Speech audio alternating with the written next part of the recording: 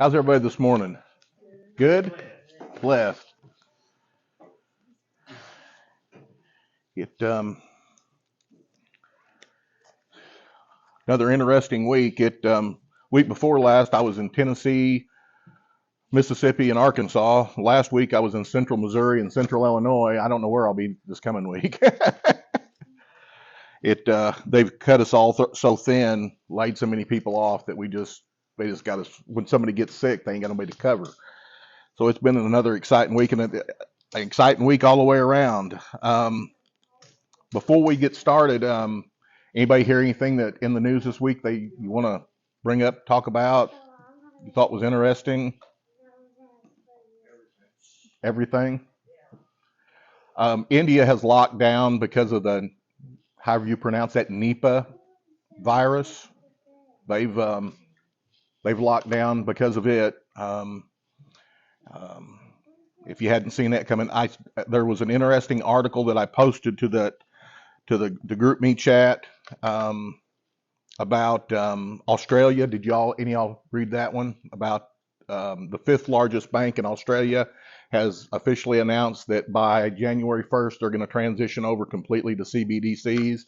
They're no longer going to give out cash, no checking accounts. They're going completely CBDC. And it's my understanding after reading the article and looking into it, it's all going to be like on an app on your phone to start out with. So, but all this stuff's coming, folks. We didn't quite get through last week's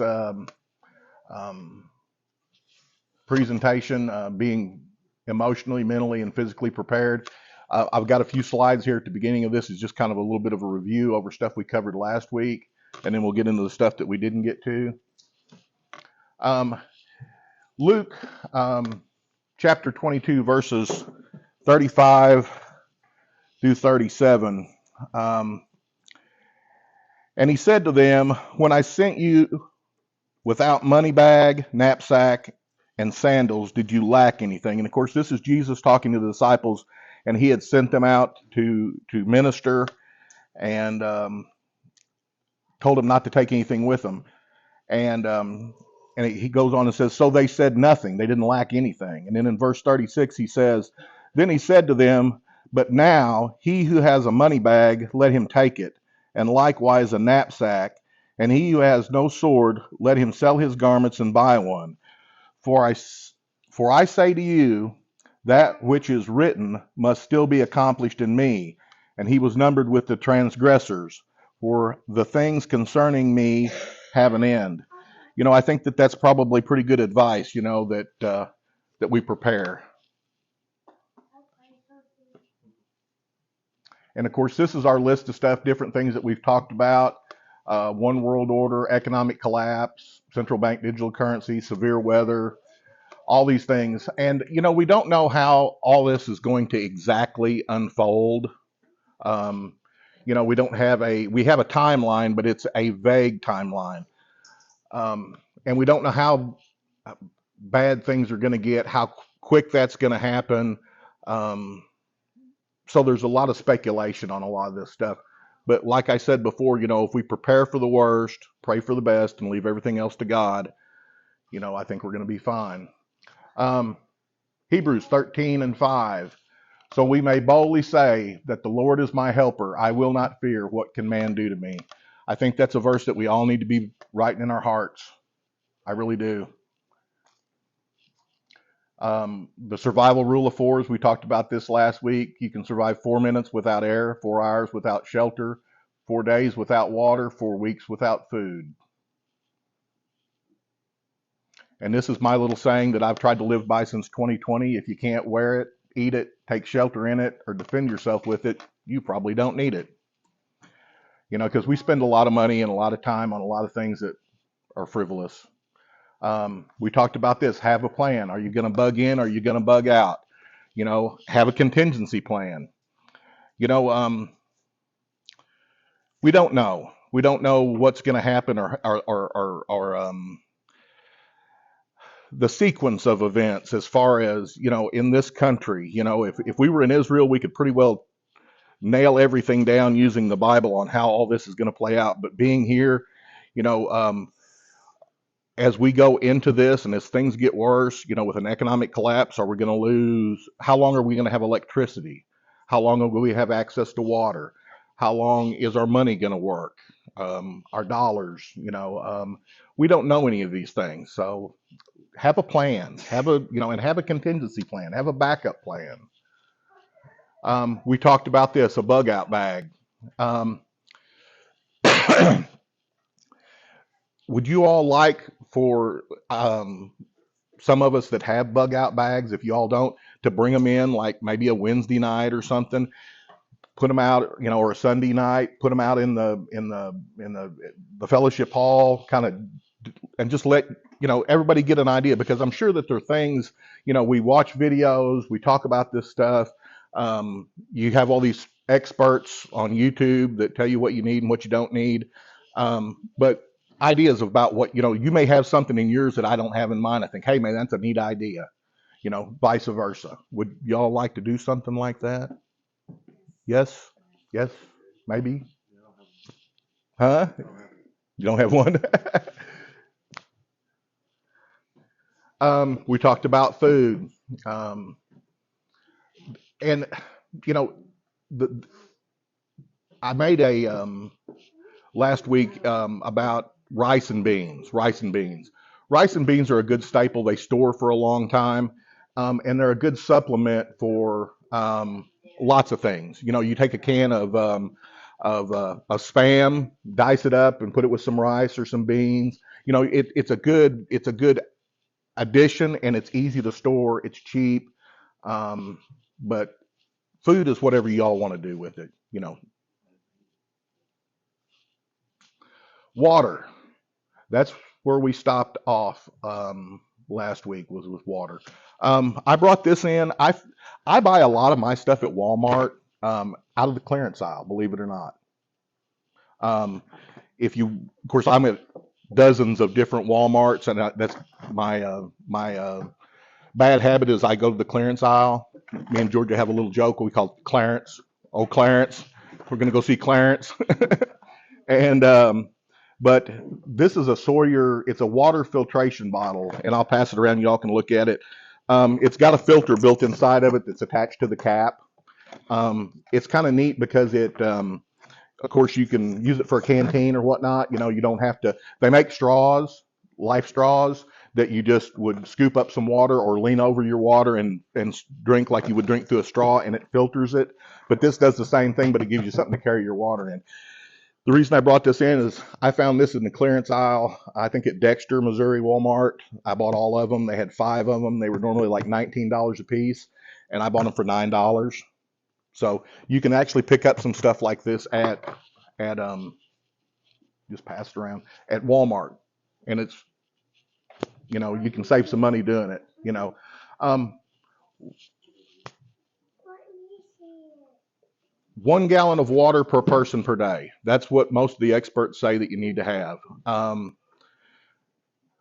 many gallons of water does Wycliffe use a day? What, 500,000? Can you imagine if we didn't have if you turned on your faucet and nothing came out? But we've all had it happen before, and it's not a good thing. But especially if it, of course, people that are on wells, may or may not have that problem, depending on what caused it. If we don't have any electricity, then we may be backing up and going again. But something to think about storing up: 1 gallon of water per person per day for your family. Something that we often don't think of, but if things deteriorate really quick and get really bad, waterborne diseases. Typhoid fever, characterized by substantial fever up to 104 degrees Fahrenheit, profuse sweating, diarrhea, muscle aches, fatigue, constipation may occur. Symptoms progress to delirium, and the spleen and the liver enlarge if untreated. In this case, it can last up to 4 weeks and cause death. A lot of your survivalists and everybody will talk about the need for water, but of course, with the need for water is the need to get rid of waste. And that's something that everybody doesn't think about, you know. And if we have an outage of electricity or water or complete collapse, you know, using the restroom in your house may not be an option any longer. A lot of survivalists um, and preppers will recommend, and this is something that I did. It's simple, it's easy, it's cheap. 5-gallon buckets. Buy you some pool noodles. I know this is going to sound a little crude, but the pool noodles, like you swim in the pool, you can buy them right now. They're closing them out, 50 cents. Throw them up in your closet, keep them. You can take a pool noodle, cut it to length so it'll go around the top of a 5-gallon bucket, and then split it and put it down along the top, and it makes something a little bit more nicer to sit on, to use the restroom. And then kitty litter. Um, have a couple buckets of kitty litter or bags of kitty litter where you can use the restroom, sprinkle a little kitty litter on it, you know. But to designate yourself, you know, a place to use the restroom, because there's going to be a lot of waterborne diseases if things get really bad, because people will be using the restroom in places that they shouldn't. Water will get contaminated quickly. We may not have access to medical supplies like we do now. Here's some of the different methods of purifying water.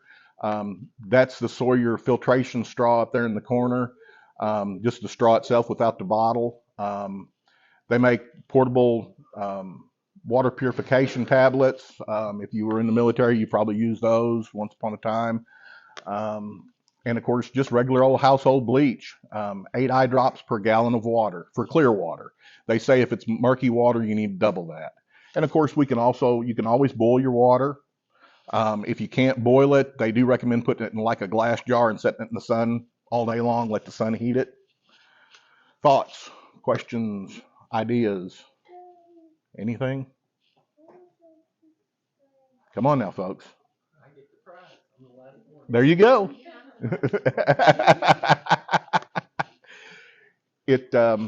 Water's a very essential thing.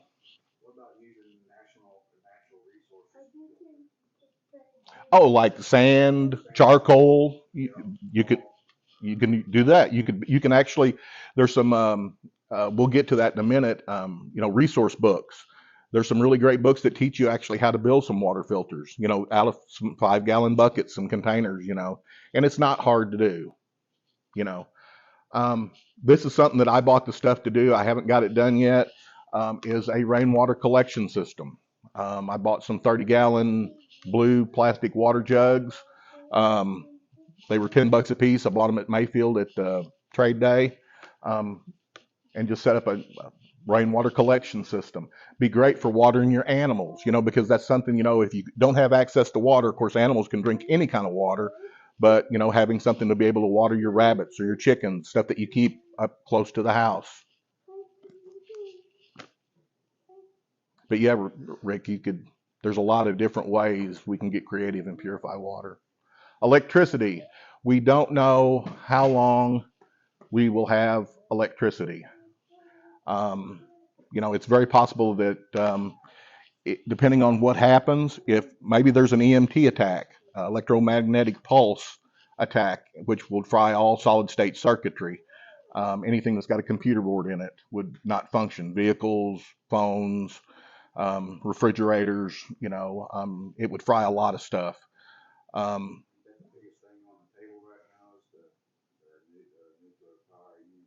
yep, yep. But some things that we can do to circumvent this, the lack of electricity.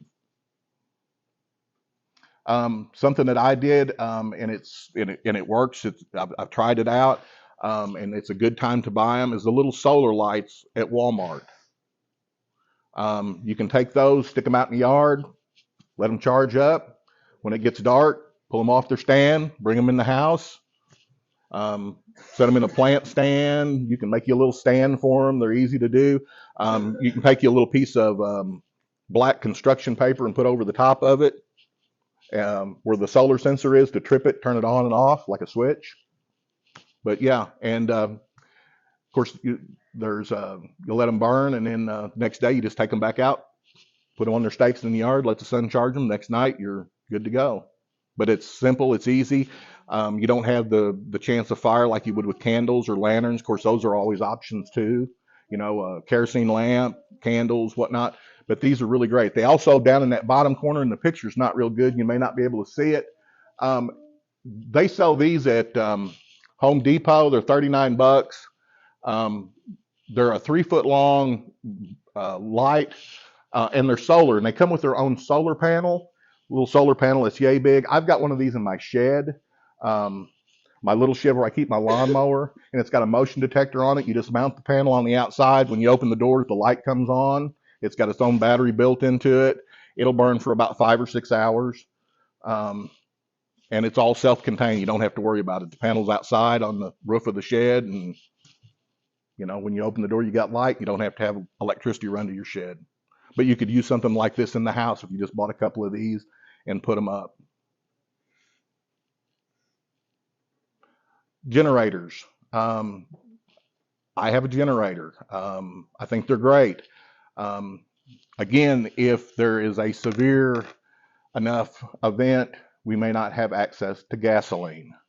Um, I don't know how much that you all think about any of this stuff as far as the scenarios, the way things could melt down. It could start off just something, small, and it just cascade upon itself. But we may not have access to gasoline very long. So I would recommend that if you're basing your electrical needs in the future off just a generator, that you might need to rethink that, because you may not have access to gas for very long. Um, I've got one. I plan on just using it for my refrigerators, my freezers, stuff like that. And there are other options. Um, Up in the top left-hand corner up here is an EcoFlow. It's a solar generator. Basically what these are, folks, I've got one. I could bring it in if y'all want to look at it. Maybe you all have them. It's a battery backup with a inverter built into it. And you can charge it up, and basically it's just a power supply. You can plug anything into it that's 110 volts. Um, they make them in various different sizes. The one that I have is this one here. It's a 512 watt hour. Um, it has a maximum output of 1,000 watts. It won't power a lot of stuff, but lights, a CPAP machine, stuff like that, it does fine with. It will also run chargers for like your battery powered equipment, your DeWalt's and your Milwaukee's, stuff like that, if you need to charge the batteries. Um, Something that we try to do around our house is we have a little spot where we charge all our batteries for all our power tools. We try to keep all the batteries charged all the time and stored in a drawer. And then, of course, the battery backup will run a charger. You can charge about 3 batteries off of one charge of that. So, you could have that out in the yard all day long, charging. Then at night, charge your batteries. Next day, put it back out in the yard. The solar panels with these are optional. The ones that come with them are really nice. They're light, they fold up, they're flexible. You can buy cheaper solar panels at Harbor Freight, about $120 a panel. I want to say for a 100-watt panel. They're a lot heavier, more permanent, but they can be used to charge stuff like this also. And it's not hard to build a small setup like this either, with batteries and an inverter. But it's renewable. You're not contingent. As long as the sun's shining, you're going to have electricity. Thoughts? Most of those are bankable where you can tie one to the next and take it from a 500 to a 2,000. Exactly. And power air conditioner if you need. Yeah, and they make big ones too, if you can afford them. I ordered mine from Amazon. Prime days, great time to get stuff like this. Sometimes they have some really good deals. I think I saved $200-300 on mine. Bought it on Prime Day. Next slide. Hand tools. We've gotten to the point where I don't know about you all, but when I go out to my shed and look around, how many hand tools I have, how many things I've replaced with power tools. Just having some regular old hand tools like Grandpa had. I don't think that. I think I said something to Teresa about this. It's I don't think I could drill a hole if I didn't have my cordless drill because I don't have a bracing bit. A lot of people don't even know what a bracing bit is anymore. You know, but that's something else to think about is hand tools.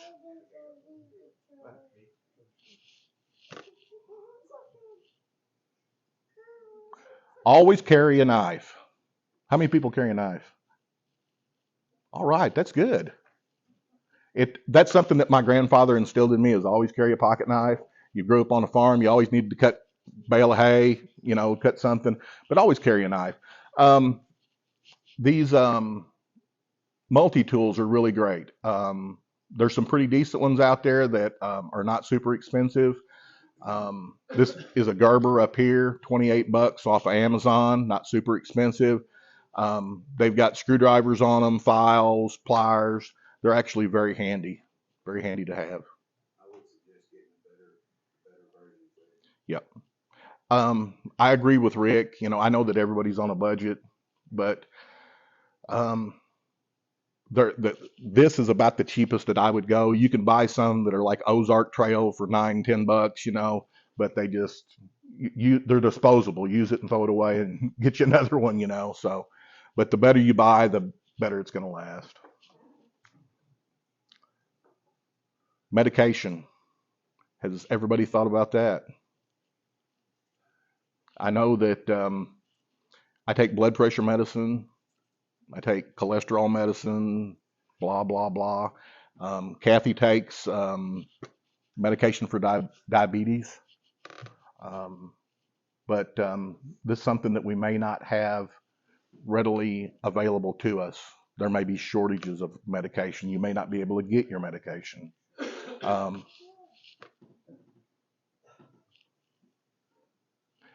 I would recommend to stockpile as much prescription medication as you can, if you can. Some people can't. Yeah, if it's a controlled substance, they won't let you do it. I have managed to get a supply of blood pressure medicine built up, several months worth. Um, but if it's a controlled substance, you won't be able to do it. Um, mhm.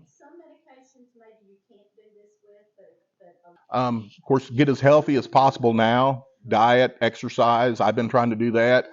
I lost about 40 pounds. Now I've gained 10 of it back. Now I've got to get back on the wagon and get back after it again. Antibiotics. Antibiotics may not be readily available. There are some places that you can buy antibiotics with through a doctor. And this was come up with for like preppers. If you want to have like a stockpile of basic antibiotics, and they come with a chart, tells you how to use them, what to use them for.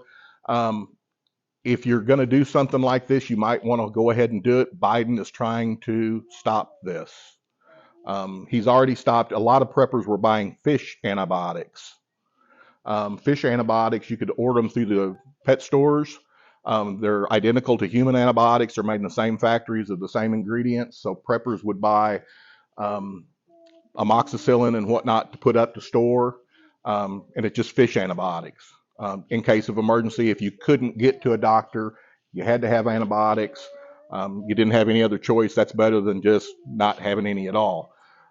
These are regular prescription antibiotics, and they're offered through. There's a couple different companies. This one is called Contingency Medical. $259, diclocycline, amoxicillin, flaxin, um, zithromycin. But anyway, that's something that you might want to consider if you haven't thought about that. But something just as simple as like typhoid, what we were talking about, waterborne diseases. If you don't have access to antibiotics, stuff like that could be fatal. It really, a good first aid kit. We've got a man right here that could teach us everything we need to know about first aid and good first aid kits. Chip could give us a good teaching on that, couldn't you? There you go. Um, Maybe even some first aid classes. Have a first aid class here at the church. Maybe learn how to put in some sutures, stitches. Huh? An IV, yeah. What? I learned how to suture. I'm gonna suture her up. Oh. She got to know what I mean. Oh goodness.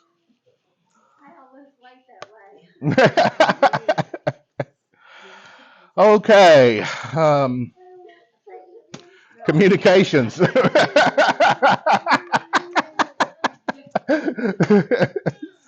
You kind of think I've died. We're going to leave that alone. Yeah. Um, you know, and of course, I know that y'all probably think that I've lost my mind because I've been painting a pretty bleak, dark scenario. We're not having any gas. We don't have any water. We don't have electricity. Um, but in a scenario like that, have you thought about how we're going to communicate? We're scared. Some of us are in Wycliffe. Dean, y'all are in the center. Y'all are out here in the country, right? Everybody's all over the place. If there is no electricity, if there's no, how are we going to communicate? You have that? Georgia's got one. I bought Georgia one when we built her bug out bag. She's got one in her bug out bag. They're cheap. They're inexpensive. They're great. They're hand crank. Hand crank. They've got weather on them. You can plug your phone in, charge them. Different devices. They got a flashlight on them. But they're really nifty to have. Another thing to think about is portable ham radios. Amazon sells this brand. It's called Bofang. I've got one. Of course, with a ham, you've got to have a license to transmit on it, but you don't have to have a license to listen in on it. And of course, if things get bad, I don't think the FCC is going to be running around trying to lock people up if the world's melting down. So, but you can buy a pair of these. Of course, they're short range. $41 for a pair. The ones in the upper left-hand corner. That might be a neat, easy solution for communications. Walkie-talkies, several different brands. I would recommend getting something that's waterproof or weatherproof. But just communications among your family and whatnot, people that are close to you. You know, we've gotten so used to these being able to contact anybody, anytime, anywhere. Communications could be very, very difficult. Yeah, it ham radio is not super difficult. I know that Paducah has a real active club because the Southside Walmart, one of the guys that worked there, Fred, he's retired now. He was big in the ham radio. When I go in there to work on their printers and stuff, he worked in electronics. He was always talking to me about ham radios. Um, CBs, you can still buy CBs. That's it, and they've been making a big comeback. CBs would not be a bad thing. You wouldn't want to talk about anything. I'm trying to search for the right words. Um, you wouldn't want to be having top secret conversations on a CB radio. I don't know how to phrase that any other way. There you go. Yeah.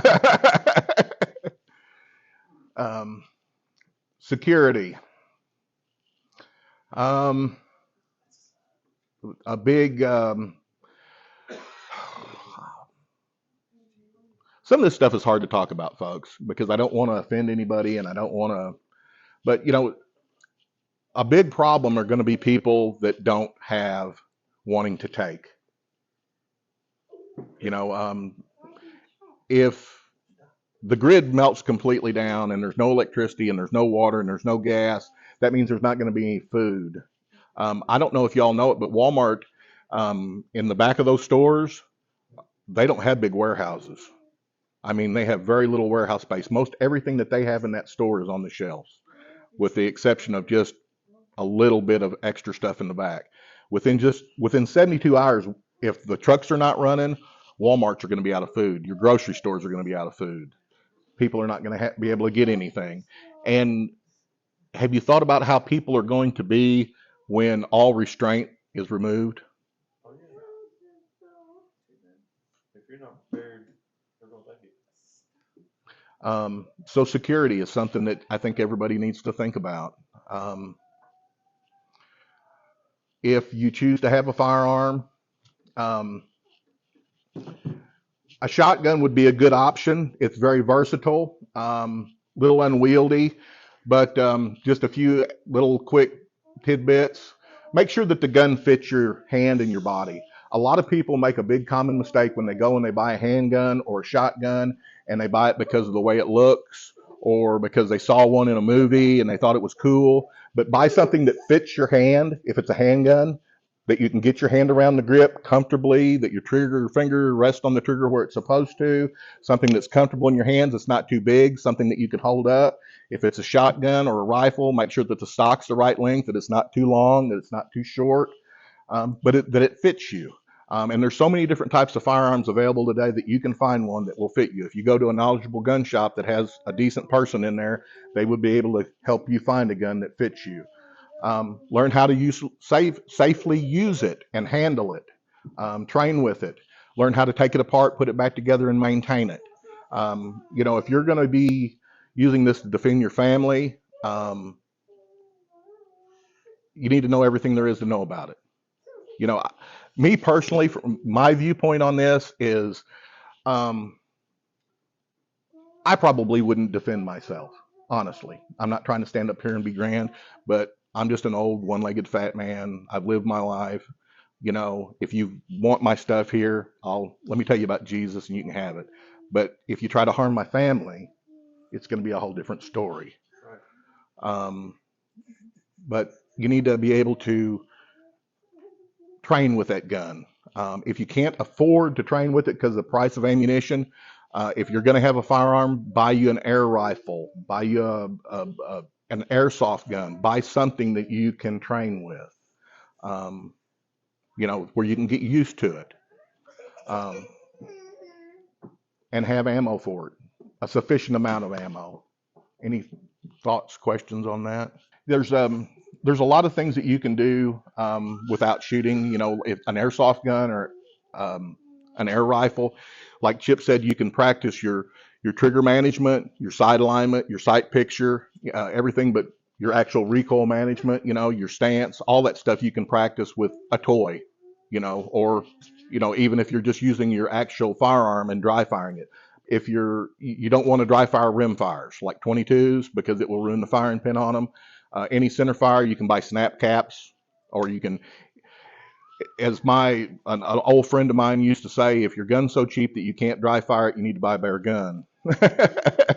But anyway, air rifles and 22 rim fires are great for small game.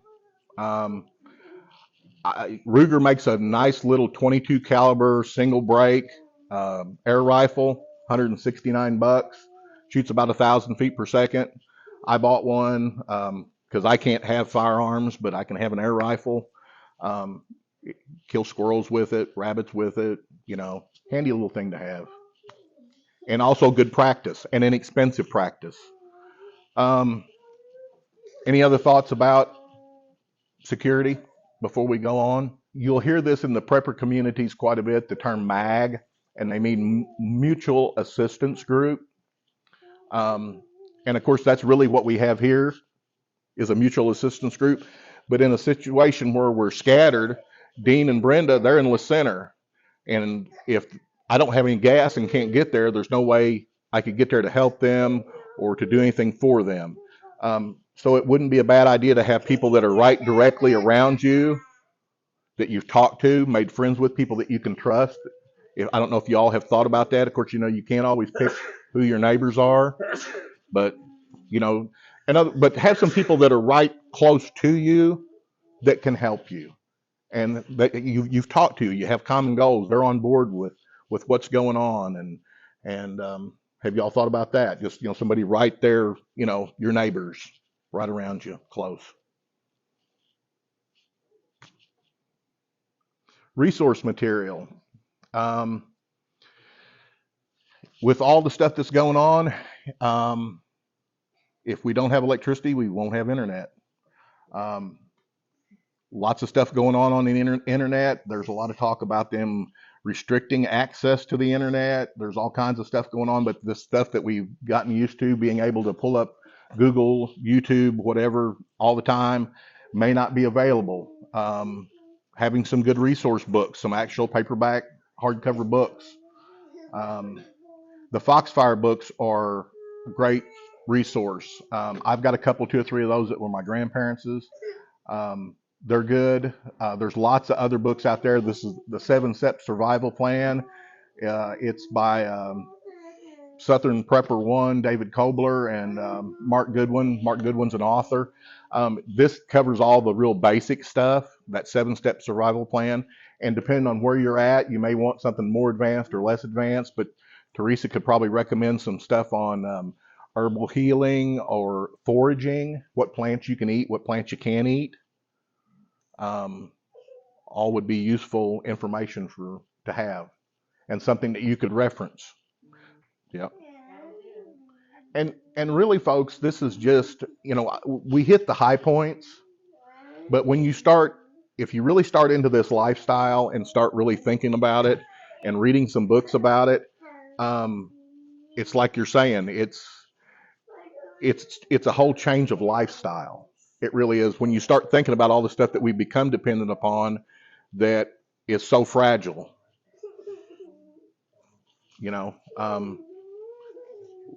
cooking. We talked about this last Sunday, a rocket stove, a gas grill, a charcoal grill, and Wood burning stove, a wood burning stove. maybe a propane stove, and several bottles of propane to Yep. have if needed. Yep. Lots and lots. Actually, there's a lot. When you start into this, there's a lot. And don't overwhelm yourself with it. When I started down this path 3 years ago and really realized what was going on, and God opened my eyes and I started trying to prepare for this, it can be very overwhelming. It's like, wow, I've got to do all this stuff. And it seems like the more stuff I do, the more stuff gets added to my list. Well, that and don't let yourself get overwhelmed by what you don't know. And we are a group, and we can, we should rely on one another because all of us have got, like Chip's, he's a paramedic. Logan's a law enforcement officer. We got farmers. We got, of course, I fix printers and computers, which is useless, but I used to be a very talented gunsmith for many years. And know all the ins and outs of firearms, even though I'm not supposed to be around them. But at that point, I don't know that would matter. But anyway, we have a lot of talent, and getting together and learning from one another, and we ought to be doing that, I think, as soon as possible. Do y'all think would you like to do some stuff like that, like on Sunday nights or Wednesday nights, or maybe even pick another night to get together and just have canning classes? Does everybody know how to can, or different things? How to make soap? We didn't even cover hygiene products. We didn't cover a lot of things, but there's different things that we could learn from one another, and it could be fun. It could be something that we do that would be fellowship and enjoyable. They took out like a $7.2 billion loan. Nobody else has done it yet. So they're thinking that something's going to happen soon because of that, because they were prepared for that. Yeah. Then. Well, there's a lot of little subtle signs going on. A lot of little subtle signs, and